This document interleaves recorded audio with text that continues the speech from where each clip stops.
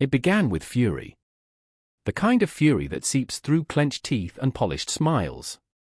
Britain's Prime Minister, standing before the cameras, declared himself furious at the asylum accommodation chaos he inherited from the government before him. But then came the twist.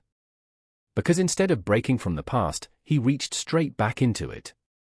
His grand solution, the one he said he was really pleased with, wasn't new at all.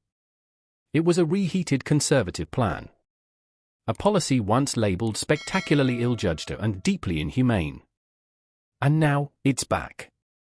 Before we uncover what's really going on behind this shocking decision, make sure you like this video, subscribe to the channel, and drop a comment below.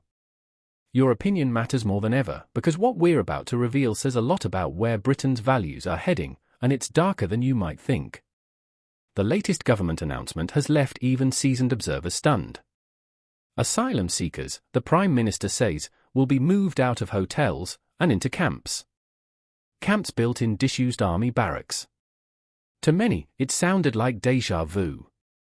To others, it was a sign that this new Labour government might be more out of touch than anyone imagined. Yes, the public is angry. Angry at the dysfunction, the endless backlog, the chaos of small boat crossings. But what people didn't ask for was cruelty repackaged as reform. We don't want a switch from expensive hotels to demeaning, militarized camps. We want a system that works, one built on order, humanity, and reason. And yet, instead of real solutions, we're watching history repeat itself. A National Audit Office report in 2024 revealed something extraordinary. Those military-style camps actually cost more than the hotel system. And still, the government insisted the higher cost was worth it if it made the accommodation more basic. Think about that. They are literally paying more to make life worse. A policy that seems designed not to solve problems, but to send a message of hostility.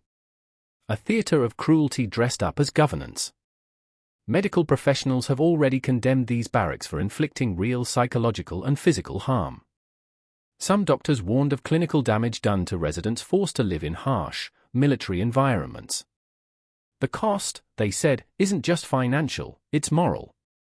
Because over half of the people in these camps will eventually be recognized as genuine refugees. People fleeing war, torture, and persecution who will one day call Britain home.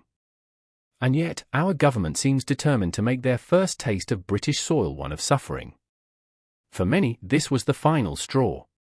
A government willing to spend more money just to appear tougher on desperate people, that's not just cynical. It's contemptuous. And that contempt, according to recent polls, is starting to boomerang back at Keir Starmer's Labour Party. Because while Reform UK's numbers have barely shifted, Labour's compassionate left is rising. Plaid Cymru, proudly pro-immigration, has just secured a decisive by-election victory in Caerphilly. Meanwhile, the Greens are now polling neck and neck with Labour in several surveys. So what exactly is Starmer's strategy? To copy the Conservatives? To echo Reform's anti-foreigner rhetoric, while awkwardly calling those same views racist? It's a contradiction that's starting to break Labour's credibility apart. Because the truth is, Britain isn't the anti-migrant monolith the media has painted us as. Yes, we want order at the border. But we also believe that how we treat people matters. We believe in decency. And right now, decency is missing in action.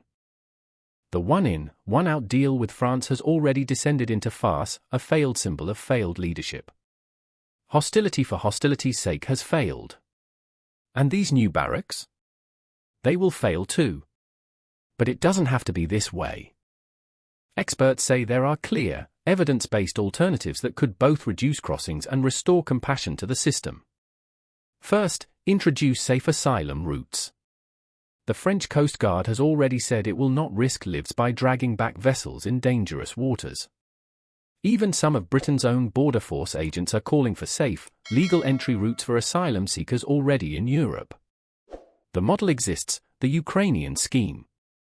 It brought in 200,000 refugees safely, with not a single one boarding a smuggler's boat. That's how you stop the boats, by smashing the smuggler's business model through safety and legality, not cruelty. Second, give asylum seekers the right to work. According to research from the National Institute for Economic and Social Research, this could save the government £6.7 billion and generate £1.3 billion in new tax revenue. That's billions saved, families empowered, and dignity restored, at zero moral cost. And finally, fast-track cases from manifestly unsafe countries. It makes no sense to keep Afghans, Syrians, Sudanese, and Eritreans locked for years in bureaucratic limbo. Most will be approved eventually, so why waste years and millions proving the obvious?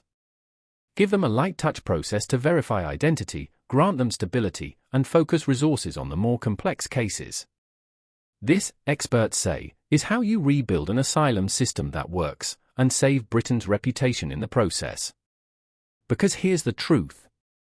We could use the money wasted on squalid barracks to rebuild local authority housing, expand quality temporary accommodation, and provide real support, not punishment. We could treat refugees like human beings, not political props. But will Keir Starmer dare? Or will fear and cowardice keep dragging Labour deeper into the same moral pit the Tories dug before them? Britain is watching. And history is taking notes. What do you think of this new asylum camp plan? Is it justice, or just another cruel illusion? Let us know your thoughts in the comments below, and don't forget to subscribe for more deep political breakdowns like this one. Because the story of Britain's conscience is far from over.